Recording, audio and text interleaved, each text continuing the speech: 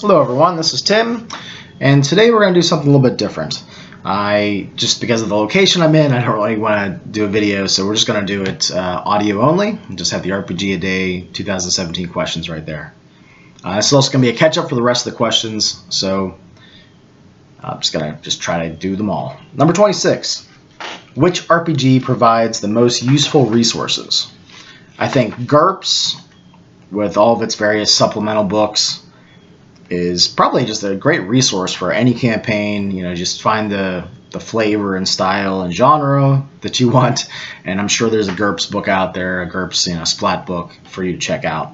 I know I have some for like GURPS Mayans, Aztecs, Conan, just different ones. There's a fantasy version I have too.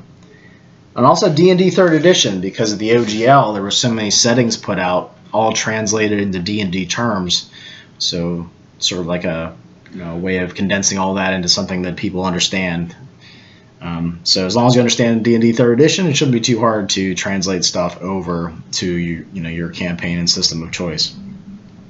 And I'm sure Sebastian Allard, aka Null Inquisitor, would appreciate GURPS being mentioned. Day 27. What are your essential tools for good gaming? I think for me, game science dice. I really like the way they feel. Supposedly they have more random results, and I want to try to be as random as possible when I roll dice. Don't want to have any favorites or whatever.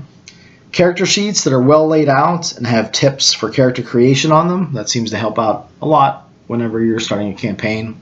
Just little pointers for what to do first, what second, third, etc.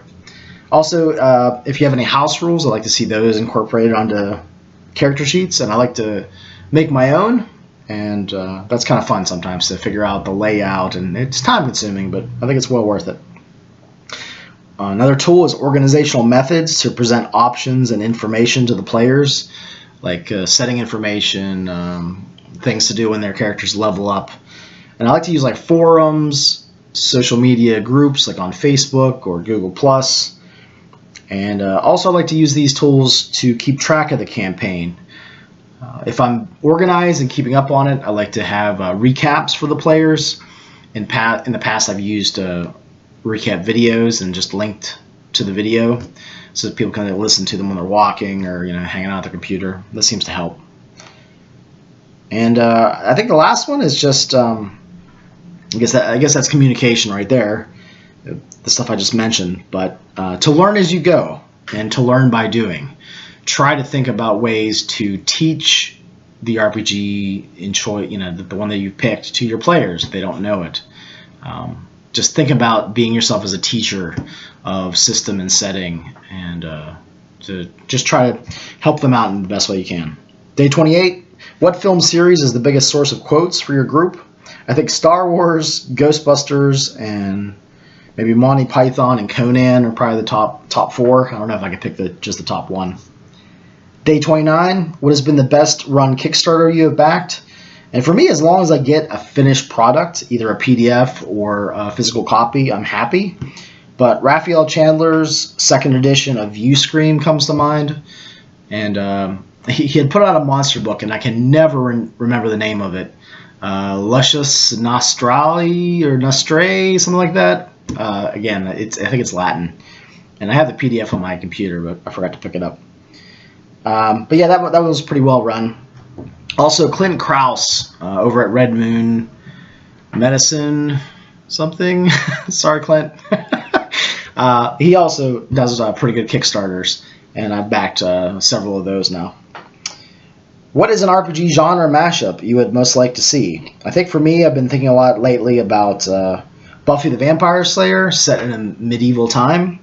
And I think a mashup of Army of Darkness and Buffy the Vampire Slayer would go well together.